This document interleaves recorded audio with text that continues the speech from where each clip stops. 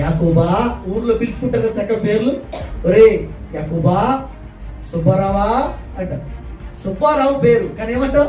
సుబ్బారావా అని పిలుస్తాం. కాంతమ్మా అని పిలుస్తాం కదా. రకరకాల పేర్లు పిలిచేటప్పుడు అది ప్రేమతో పిలిచే పేరు, ప్రేమతో కదా, కొంచెం ఎక్కువ ప్రేమతో. అక్కడ ఏమంటారు? సిమోనా అని పిలుస్తున్నారు. అంటే ఆయన ఏదో అడగబోతున్నాడు అని అర్థం. దేవునికి స్తోత్రం, హల్లెలూయా. దేవునికి మహిమ కలుగును గాక, దేవునికి స్తోత్రం కలుగును గాక. సిమోనా అని పిలిస్తే ఏదో ఉంది కదా.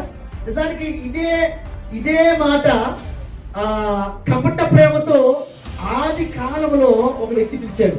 ఎవరు చెప్పండి? అవ్వమ్మా. ఎవరు పిలిచాడు? ఒక్క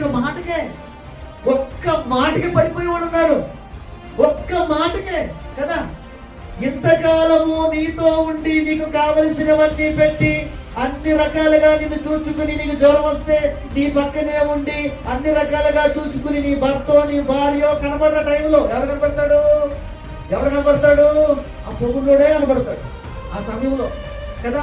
ఆ పొగున్నోడు కనబడితే ఏమైపోతాం? ఎంతకాలం కాపురం చేస్తారని ఈనాడు మా ఆయన ఎంత స్వీట్ గా మాట్లాడలేదండి. మీరు భలే మాట్లాడుతున్నారు సార్, చాలా బాగా మాట్లాడుతున్నారు. మా ఆవిడ కూడా ఎంతకాలం ఉన్నారు కానీ ఏనాడు కూడా ఎంత ముద్ద పెట్టలేదు. నాకు వండేసి తిన్న తప్ప మీరైతే చాలా బాగా పెడుతున్నారండి. మీరు నా భార్య అయితే ఎంత బాగుంటుంది, మీరు నా భర్త అయితే ఎంత బాగుంటుంది కదా.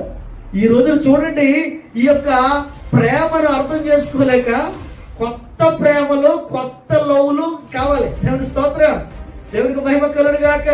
ప్రపంచంలో జరుగుతున్న సంఘటనలు అవే ఎక్కువగా. ఎక్కడ పడిపోతున్నాడు మానవుడు, ఎక్కడ చెడిపోతున్నాడు.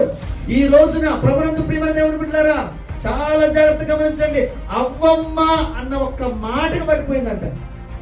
ఏదో ఉంది అక్కడ. దేవుని స్తోత్రం. అందుకు ఇక్కడ దేవుడు అలాంటి మాట మాట్లాడుతున్నా. ఇక్కడ మాట్లాడే మాట ఏమిటి? ఆ సుంకపు గుత్తదారుల గురించి మాట్లాడుతున్నాడు. దేవుని స్తోత్రం. ఏమని మాట్లాడుతున్నాడు? సిమోనా అని మాట్లాడిన తర్వాత ఏమంటున్నాడు? నీకేమి తోచుచున్నది?